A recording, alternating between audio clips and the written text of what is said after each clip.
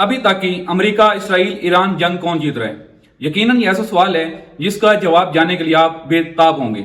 देखें, जंग की जीत का फैसला दो चीजों पर होता है। एक, जिन मकासद के लिए जंग शुरू की गई, क्या वो मकासद पूरे हुए या नहीं हुए। और दूसरा, एक जंग मैदान जंग में हो रही है तो आज के जदीद दौर में दूसरी जंग मीडिया में हो रही है। जितना जरूरी मैदान जंग वाली जंग जीतना है, इतना ही जरूरी मीडिया की जंग जीतना भी होता है। मकासद की बात करें तो अमेरिका और इसराइल ने ईरान पर हमला किया। उनके दो मकासद थे, एक ईरान की रजीम यानी हुकूमत को तब्दील करना और दूसरा ईरान का जो न्यूक्लियर प्रोग्राम है उसे खत्म करना। अमेरिका और इसराइल ने इस बुनियाद पर हमला किया कि जब ईरान के सुप्रीम लीडर, उनकी आला क़यादत को शहीद कर दिया जाएगा तो ईरान के लोग सड़कों पे निकलेंगे और एक नई हुकूमत हम वहां मुसल्लत कर देंगे। लेकिन ऐसा कुछ नहीं हुआ। हालांकि ईरान की सारी क़यादत शहीद कर दी गई, लेकिन ईरान के लोग, जो उनमें से बहुत सारे ग्रुप थे जो पहले आज़ादी का या जो क़यादत थी उनसे बागी होने के लिए मुजाहरे करते रहते थे, लेकिन इस वक्त ईरान के लोग तारीख में पहली दफ़ा सबसे ज़्यादा मुतहद हैं और हुकूमत तब्दील नहीं हो सकी। दूसरा मकसद भी पूरा न हुआ, ईरान का न्यूक्लियर प्रोग्राम भी अभी तक महफूज है। अगर देखा जाए तो ईरान ने इन दोनों मकासद को भी पूरा नहीं होने दिया। और आप नए हर्म्स, जिन लोगों को आप नए हर्म्स का नहीं पता, उन्हें बताता जाऊं कि समंदर में ये एक तिजारती रास्ता है जो इसकी चौड़ाई सिर्फ 35 किलोमीटर है और इससे दुनिया की 20% तिजारत, पेट्रोल, गैस वगैरह यहीं से गुजरते हैं। अब ईरान ने बाकायदा आपने हर्म्स पर कब्जा कर लिया है। जो आपने हर्म से पहले चीजें फ्री में जहाज गुजरते थे, वहां कोई टैक्स या टोल वगैरह नहीं था। अब खबरों के मुताबिक ईरान वहां हर बहरी जहाज का $2 मिलियन टैक्स या टोल वसूल कर रहा है। अब बाकायदा अपने हर्म्स को अपनी मलकियत ज़ाहिर कर रहा है। इन सब चीजों को देखें तो अभी तक की जंग है वो यकीनी तौर पर ईरान ही जीत रहा है। लेकिन सिर्फ यहां नहीं, बल्कि ईरान ने अपने महदूद वसाइल में पिछले 40 साल में, क्योंकि ईरान को पता था कि जंग होनी है और उस जंग की भरपूर तैयारी की। ईरान ने इसराइल का जो भरम था, उनका एयर डिफेंस सिस्टम, जिसे आपने कई दफा पहले भी सुना होगा कि इसराइल का जो एयर डिफेंस सिस्टम है वो बड़ा तगड़ा है कि उन्हें कोई मार नहीं सकता, लेकिन ईरान ने उन्हें इतना मारा है, आप यकीन करें कि इसराइल का एयर डिफेंस सिस्टम छुट्टी कर गया है। सिर्फ इतना ही नहीं, बल्कि अमेरिका और इसराइल ने ईरान पर इतना जबरदस्त हमला किया।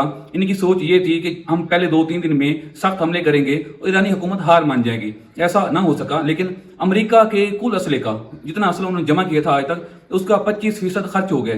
अमेरिका के 17 हथियारे इस कशीदगी में जंग में ईरान ने गिरा दिए हैं।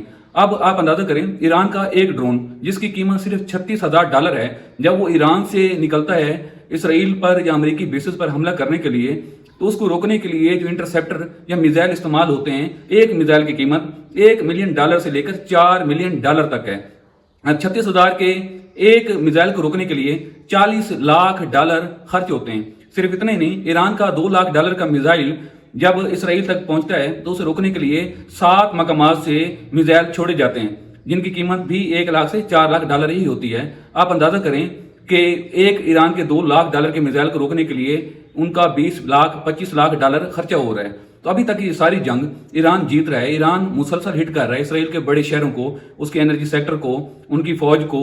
और इतना ही नहीं, अमेरिका के जितने भी एयर बेसिस हैं पूरे मिडिल ईस्ट में, इस वक्त अमेरिका के मिडिल ईस्ट के तकरीबन हर मुल्क में एक से ज्यादा एयरबेसेस मौजूद हैं और ईरान ने कोई भी एयरबेस बाकी नहीं छोड़ा।